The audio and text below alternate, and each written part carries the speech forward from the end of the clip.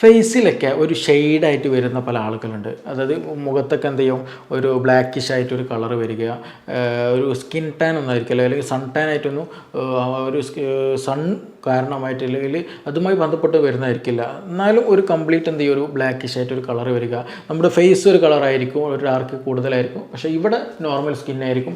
ഈ ഭാഗത്തൊക്കെ കൈയും കാലൊക്കെ ഓക്കെ ആയിരിക്കും, പക്ഷേ ഫേസിൽ മാത്രം പലപ്പോഴും പല ആളുകൾക്ക് ഈ പറഞ്ഞ ഒരു അസുഖം കണ്ടിട്ടുണ്ട്. അപ്പോൾ ഇത് എന്തുകൊണ്ടാണ് ഇങ്ങനെ വരുന്നത്? അവർ പല ട്രീറ്റ്മെൻറ്റ്, പല തെറാപ്പികൾ, പല മെഡിസിൻസ് അപ്ലൈ ചെയ്തിട്ടുണ്ട്, ഇൻറ്റേർണൽ എടുത്തിട്ടുണ്ട്, പക്ഷേ അതൊന്നും ക്ലിയർ ആയിട്ടില്ല, അല്ലെങ്കിൽ ഫേസ് ഓക്കെ ആകാറില്ല എന്നുള്ളത് പലപ്പോഴും പറയുന്ന ഒരു കംപ്ലൈൻ്റാണ്. അപ്പോൾ ആക്ച്വലി എന്തുകൊണ്ടാണ് ഇത് വരുന്നത് എന്നുള്ളത് നമ്മൾ നിർബന്ധമായിട്ടും നമ്മൾ ശ്രദ്ധിക്കണം. കാരണം ഇതൊരു ഇൻറ്റേർണൽ റീസൺ, ഈ ഒരു ഇൻറ്റേർണൽ ആന്തരികമായിട്ട് ഒരു ചെറിയൊരു കാര്യം ക്ലിയർ ചെയ്യേണ്ടത് നിർബന്ധമാണ് എന്നതിൻ്റെ ഒരു സൈൻ ശരീരം കാണിക്കുന്നതാണ് ആക്ച്വലി ആ ഫേസിൽ കാണുന്ന ഒരു ബ്ലാക്കി ഷെയ്ഡ് എന്നുള്ളതാണെങ്കിൽ സിമ്പിളായിട്ട് പറയാം. ഇന്ന് നമ്മൾ അതിനെക്കുറിച്ചാണ് ഇവിടെ ഡിസ്കസ് ചെയ്യുന്നത്. ഞാൻ doctor Siraj, medical officer QNB hospital, Koduvally. അപ്പോൾ ആക്ച്വലി ഈ ഒരു പ്രശ്നം വരാനുള്ളൊരു പ്രധാന കാരണം എന്ന് പറയുന്നത് സിമ്പിളായിട്ട് നടക്കുന്ന ഒരു വിഷയമാണ് മലബന്ധം, കോൺസ്റ്റിപ്പേഷൻ എന്ന് പറയുന്നത്. ശരിയായ രീതിയിൽ ശോധനം കിട്ടുന്നില്ല എന്നുള്ളതാണ്. അപ്പോൾ ഇത് കാരണം കൊണ്ട് ശരീരത്തിൽ ഒരുപാട് അസുഖങ്ങൾ വരാറുണ്ട്. ഒന്ന്, ബാക്ക് പെയിൻ പോലെയുള്ള ക്രോണിക് ആയിട്ടുള്ള പ്രശ്നങ്ങൾ ഉണ്ടാകും. Joint pain, muscular pain issues ഉണ്ടായിരിക്കും. ദഹനക്കേട് നന്നായിട്ടുണ്ടായിരിക്കും. ഗ്യാസിൻ്റെ അസ്വസ്ഥത നന്നായിട്ടുണ്ടായിരിക്കും. Vomiting tendency നന്നായിട്ടുണ്ടായിരിക്കും. പിന്നെ കീഴ്വായുടെ പ്രയാസം നന്നായിട്ടുണ്ടായിരിക്കും. പിന്നെ ഹെഡ് ഏക്ക് പോലെയുള്ള ഇഷ്യൂസ് ഉണ്ടായിരിക്കും. തല ചുറ്റൽ പോലെയുള്ള പ്രശ്നങ്ങളുണ്ടായിരിക്കും. സ്കിൻ ഡിസീസുകൾ കൂടുതലായിട്ട്, എസ്പെഷ്യലി സ്കിന്നിൻ്റെ കളർ, ഞാൻ തുടക്കത്തിൽ പറഞ്ഞ പോലെ ഫേസിൽ ഒരു ഷെയ്ഡ് വരുന്ന പോലെ സ്കിന്നിൻ്റെ പുറത്തൊക്കെ ഈ ഒരു പ്രശ്നം ഉണ്ടായിരിക്കും. ഈ അടുത്തൊരു കേസ് വന്നിരുന്നു, അവർക്ക് സ്കിന്നിലൊക്കെ ചെറിയ ബ്ലാക്ക് ഡോട്ടുകൾ പലപ്പോഴും ഉണ്ടാകുന്നു എന്നുള്ളതായിരുന്നു. അപ്പോൾ അതിൻ്റെയൊക്കെ ഒരു പ്രധാന കാരണം ഗട്ട് ഹെൽത്താണ്. ഈ പറഞ്ഞ കോൺസ്റ്റിപ്പേഷനും അതിൻ്റെ ദഹനവുമായി ബന്ധപ്പെട്ട ഇഷ്യൂ ആണ്. അതായത് നമ്മൾ എക്സ്റ്റേണലി ആയിട്ട് എന്തെങ്കിലും അപ്ലൈ ചെയ്തുകൊണ്ടോ വേറെ എന്തെങ്കിലും മെഡിസിൻസ് എടുത്തുകൊണ്ട് മാത്രം ആയില്ല. അതിന് പ്രധാന റീസൺ എന്ന് പറയുന്നത് നമ്മുടെ ഈ പറഞ്ഞ ഗട്ട് ഹെൽത്താണ്. കോൺസ്റ്റിപ്പേഷൻ തന്നെയാണ് ഈ പറഞ്ഞതിൽ വെച്ചുള്ള പ്രധാന കാരണം എന്ന് പറയുന്നത്. അപ്പോൾ എന്തുകൊണ്ടാണ് ഈ കോൺസ്റ്റിപ്പേഷൻ വരാൻ കാരണം, അതെങ്ങനെ ക്യൂർ ചെയ്യും, അതെങ്ങനെ നമുക്ക് മെയിൻറ്റെയിൻ ചെയ്യാൻ കഴിയും എന്നുള്ളതാണ് ഇന്ന് നമ്മളോട് ഡിസ്കസ് ചെയ്യുന്നത്. കോൺസ്റ്റിപ്പേഷൻ ഒരുപാട് കാരണങ്ങളുണ്ട്. ഇത് പ്രധാനമായിട്ടും ശ്രദ്ധിക്കേണ്ടത് ഈ ഒരു വിഷയത്തിൽ കോൺസ്റ്റിപ്പേഷന് കാരണം അറിഞ്ഞിട്ട് മാത്രം നമ്മൾ ട്രീറ്റ് ചെയ്യാൻ ശ്രദ്ധിക്കണം. ചില ആളുകൾ എന്താണെന്ന് വെച്ചിട്ടുണ്ടെങ്കിൽ തൊട്ടടുത്തൊരു കടയിൽ പോകും, എന്നിട്ട് അവിടെയുള്ള ആ ഒരു ഷോപ്പ് ഓണറോട് പറയും വയറ്റുനിപ്പോക്കുള്ള മരുന്ന് വേണമെന്ന് പറയും. എന്നിട്ടൊരു ലാക്സേറ്റീവ് മെഡിസിൻ എടുക്കും. അങ്ങനെ ചുരുക്കി പറഞ്ഞാൽ ആ ഒരു ലാക്സേറ്റീവ് മെഡിസിന് ഒരു 1 മന്ത് 2 മന്ത് 3 മന്ത് അങ്ങനെ കുറച്ചാണ്ട് യൂസ് ചെയ്ത് പോകുമ്പോൾ ആ ലാക്സേറ്റീവ് മെഡിസിൻ എഫക്റ്റീവ് ആകുന്നില്ല. അപ്പോൾ വീണ്ടും മറ്റൊരു ഷോപ്പിൽ പോകും, എനിക്ക് ഇങ്ങനെ ലാക്സേറ്റീവ് മെഡിസിൻ വേണം, ശോധന കുറച്ച് കൂട്ടണം എന്ന് പറയും. അപ്പോൾ അവിടുത്തെ ആൾ എന്ത് ചെയ്യും, ഷോപ്പ് ഓണർ കുറച്ചൊരു സ്ട്രോങ് കൂടി ഒരു ലാക്സേറ്റീവ് ഒന്നുകൂടെ കൊടുക്കും. അങ്ങനെ ആക്ച്വലി പറഞ്ഞ അതിലൊരു ലാക്സേറ്റീവ് ഡിപ്പെൻഡഡ് ആയിട്ട് മാത്രം ശോധന എടുക്കുന്ന ഇഷ്ടം പോലെ ആളുകൾ നമ്മുടെ സൊസൈറ്റിയിലുണ്ട്. ചില ആളുകൾ നമ്മളുടെ അടുത്ത് വരുമ്പോൾ ഒരു വലിയ ഒരു സഞ്ചിയായിട്ടൊക്കെയാണ് വരിക. ഡോക്ടർ ഞാൻ ഇത് ആദ്യം എടുത്തിരുന്നു, അതെടുക്കാൻ പറ്റും, അത് എടുത്തപ്പോൾ ആശ്വാസം ഉണ്ടായിരുന്നു, ഇപ്പം ഞാൻ ഇതാണ് എടുക്കുന്നത്, ഇതെടുക്കുമ്പോൾ മാത്രമേ എനിക്ക് ഇപ്പോൾ ഒരു ശോധന കിട്ടുന്നുള്ളൂ, ഇപ്പം നോക്കുമ്പോൾ ഇതുകൊണ്ടും കിട്ടുന്നില്ല അതുകൊണ്ടും കിട്ടുന്നില്ല, ഇനി ഞാൻ എന്ത് ചെയ്യുമെന്ന് പറഞ്ഞിട്ട് പല ആളുകളും വരാറുണ്ട്.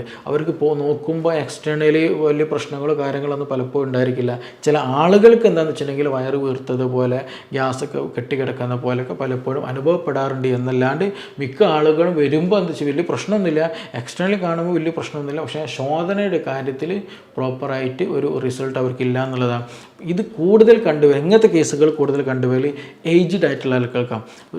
പ്രായം കൂടിയ ഒരു 60-70 വയസ്സുള്ള ആളുകൾക്കാണ് അങ്ങനെയുള്ള പല കണ്ടീഷനുകളും നമുക്ക് കണ്ടുവരാറുള്ളത്. അപ്പോൾ സിമ്പിളായിട്ട് ഇതിൻ്റെ എന്താണ് കാരണം എന്നുള്ളത് ആദ്യം നോക്കാം. ഒന്ന് നമ്മുടെ ഡയറ്റാണ്. നമ്മൾ അമിതമായിട്ട് പ്രോട്ടീൻ റിച്ച് ഡയറ്റ് നന്നായിട്ട് കൂടുതൽ ബീഫും ചിക്കനും മീനും മട്ടനും മാത്രമായിട്ട് ഡയറ്റ് എടുക്കുമ്പോൾ ഈ പറഞ്ഞ കോൺസ്റ്റിപ്പേഷൻ ഏറ്റവും പെട്ടെന്ന് തന്നെ വരും.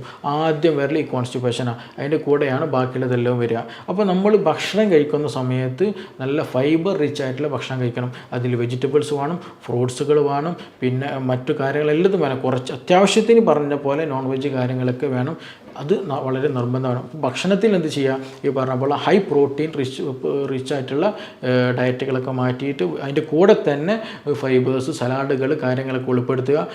തൈര് ഉൽപ്പന്നങ്ങൾ എന്ത് ചെയ്യുക, പാൽ ഉൽപ്പന്നങ്ങളൊക്കെ ഭക്ഷണത്തിൽ ഉൾപ്പെടുക. ദഹനം പ്രോപ്പറാക്കി കൊണ്ടുപോകാൻ ശ്രദ്ധിക്കുക. രണ്ടാമത് വാട്ടർ ഇൻടേക്ക് പലപ്പോഴും ആളുകൾ ശ്രദ്ധിക്കുന്നില്ല എന്നുള്ളതാണ്. കാരണം അത് ദാഹിക്കുന്നില്ലല്ലോ എന്നുള്ളതൊക്കെ പലരും പറയാം.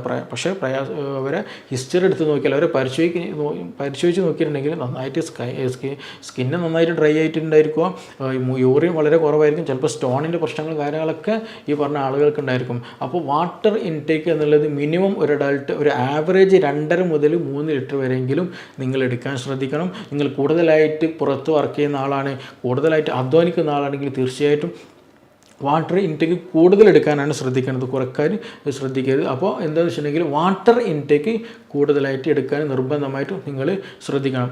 മറ്റൊന്നെന്ന് വെച്ചിട്ടുണ്ടെങ്കിൽ നിങ്ങൾ എക്സസൈസ് ചെയ്യണം. ഈ മിക്ക ആളുകൾ വരുന്ന ആളുകൾ എന്താ വെച്ചിട്ടുണ്ടെങ്കിൽ സെഡൻറ്ററി ലൈഫുള്ളായിരിക്കും.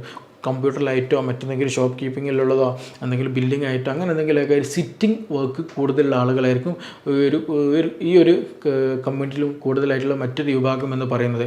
കാരണം നമ്മുടെ അബ്ഡോമിനൽ മൂവ്മെൻറ്റ്സ് കൂടുതലെന്നുണ്ടെങ്കിൽ, അതായത് നമ്മുടെ ഇൻറ്റെസ്റ്റൈനൽ മൂവ്മെൻറ്റ്സ് കൂടണമെന്നുണ്ടെങ്കിൽ, ഇനി അതുമല്ല ഈ ഒരു ദഹനത്തിന് പ്രോപ്പറായുള്ള ആക്ഷൻ എടുക്കുന്ന ഈ ഗുഡ് ബാക്ടീരിയസ് ഉണ്ട്. നമ്മുടെ ഗട്ടിൽ ഒരുപാട് ഹെൽത്തി ആയിട്ടുള്ള ബാക്ടീരിയകളുണ്ട്.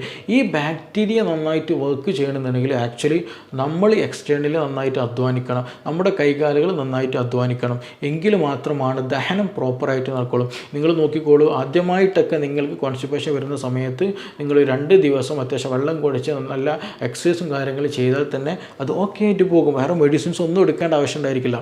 അപ്പോൾ നിങ്ങൾ എന്ത് ചെയ്യാന്ന് വെച്ചിട്ടുണ്ടെങ്കിൽ സെഡൻറ്ററി ലൈഫായിട്ട് ഒരു സിറ്റിംഗ് വർക്കാണ്, കൂടുതലായിട്ട് അധ്വാനമൊന്നും ഇല്ല എന്നുണ്ടെങ്കിൽ നിങ്ങളൊരു മെഡിസിൻ എടുക്കുന്നതിന് മുമ്പായിട്ട് വെള്ളം നന്നായി കുടിക്കുക, നല്ല വെജിറ്റബിൾസ് ഒക്കെ ആഡ് ചെയ്തിട്ടുള്ള ഡയറ്റ് എടുക്കുക, കൂടുതലൊന്നും ഹെവി ഡയറ്റ് എടുക്കാണ്ട് സിമ്പിളായിട്ടുള്ള ഭക്ഷണങ്ങൾ കഴിക്കുക, പെട്ടെന്ന് ദഹിക്കുന്ന ഭക്ഷണം കഴിക്കുക.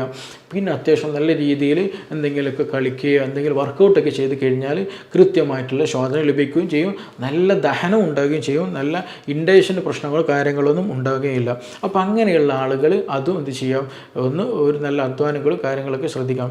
ഇതൊക്കെ നമുക്ക് പ്രോപ്പറായിട്ട് ചെയ്യേണ്ട ചില കാര്യങ്ങളാണ്. ഇനി ചില അസുഖവുമായി ബന്ധപ്പെട്ട വിഷയങ്ങളുണ്ട്. ഇതൊക്കെ നമ്മൾ ഹെൽത്ത് റിലേറ്റഡ് അല്ലെങ്കിൽ ഒരു ലൈഫ് സ്റ്റൈൽ റിലേറ്റഡ് ആയിട്ട് പറഞ്ഞതാണ് ഈ സെഡൻറ്ററി ലൈഫ്, വെള്ളം കുടിക്കാത്ത കേസുകൾ അല്ലെങ്കിൽ ഡയറ്റ് ചേഞ്ച് വരുത്തേണ്ട കേസുകളൊക്കെ. ഇനി അതെല്ലാം ചില അസുഖവുമായി ബന്ധപ്പെട്ടിട്ട് വരാറുണ്ട്. IBD, IBS പോലെയുള്ള ഇൻഫ്ലമേറ്ററി ബൗൾ ഡിസീസുകളൊക്കെ വരുന്ന സമയത്ത് അവിടെ കുടലിൻ്റെ ഉള്ളിൽ എന്തെങ്കിലും ഇൻഫ്ലമേഷൻ ഒക്കെ സംഭവിച്ച് സ്ട്രിക്ചർ, അതായത് കുടലിനുള്ളിലൊക്കെ ചെറിയ ചെറിയ പൊട്ടലുകളും കാര്യങ്ങളൊക്കെ വരുമ്പോൾ അതിനെന്ത് ചെയ്യും, കുടൽ മലം പോകുന്ന ആ ഒരു എന്ത് ചെയ്യും, ഫുഡ് പാർട്ടുകളൊക്കെ കടന്നു പോകുന്ന ആ ഹോൾ ഉണ്ടല്ലോ, കുഴലുണ്ടല്ലോ, അതിന് തിന്നിങ് വരും, അതിൻ്റെ ഹോൾ ചെറുതാവും. ഇപ്പോൾ ശരിയായ രീതിയിൽ എന്ത് ചെയ്യില്ല, പോകില്ല.